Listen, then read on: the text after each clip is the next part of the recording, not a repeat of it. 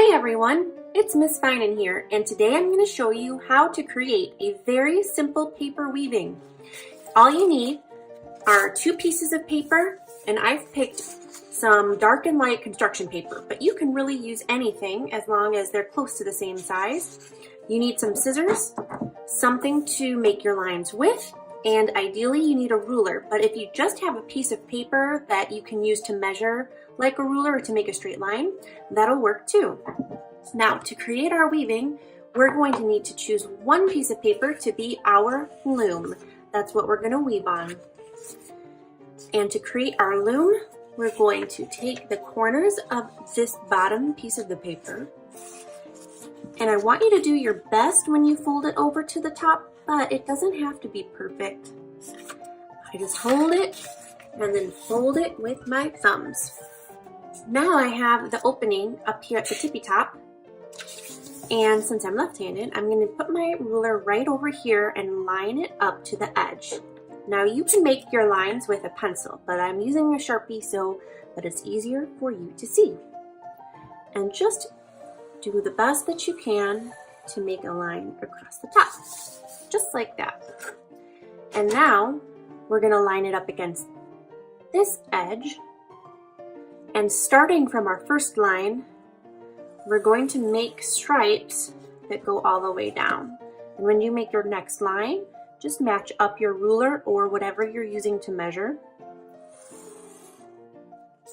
and fill in as many as you can.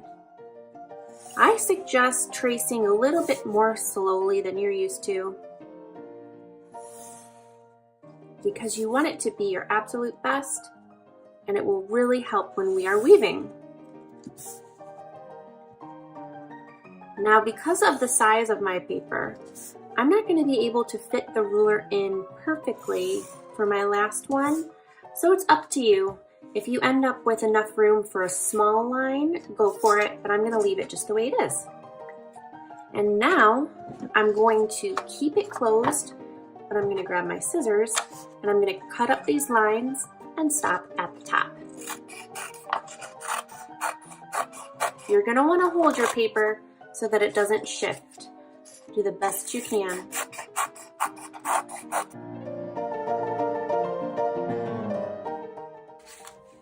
And now my loom is finished.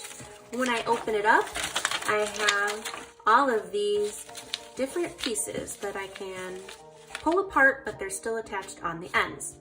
Now I need something to weave with, and that's where I'm going to need my second piece of paper. And again, you can use any piece of paper that you want, but just do the best that you can. And to make these into even strips, I'm going to use my ruler trick again, where I line it up to the edge. Now, weaving reminds me an awful lot of science, because you can change the paper, you can change the size, you can really experiment and see how yours turns out differently, and every time you make it different, you learn something new.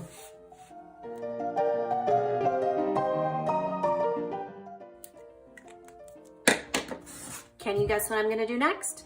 I'm gonna cut these out. Do the best that you can, because you don't want jagged edges.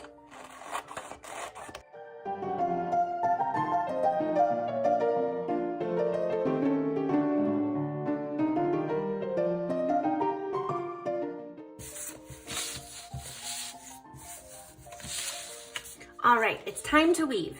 The basic pattern goes like this: over, under, over, under, over, under, over, under. Then slide it to the edge. And you might want to get a little dot of glue if you have it and glue down on the sides. But I'm always going to do the opposite. I don't want to do the same thing that I did, or my strips will be next to each other. I want that awesome checkerboard pattern. So I'm gonna go like this. I'm gonna go under this time, then over, and under, and over, under, and over, and over. Ha, gotcha, just kidding. Under, and over, and then slide it down to the next one, And I've got that awesome checkerboard pattern starting. Doing the opposite again, starting over. And again, you'll see me start a little bit towards the middle and then slide over because it's easier to manipulate.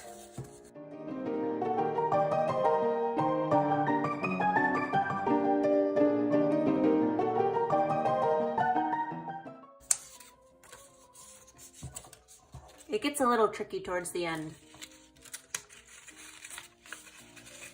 Just be gentle. You don't want to rip your paper. But if you do, I guess you could tape it back up.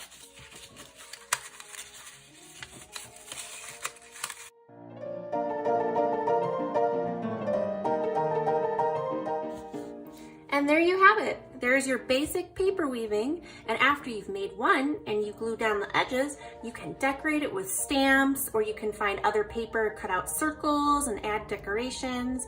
So I hope that you share what you've made with me. Thank you so much for watching. See you next time.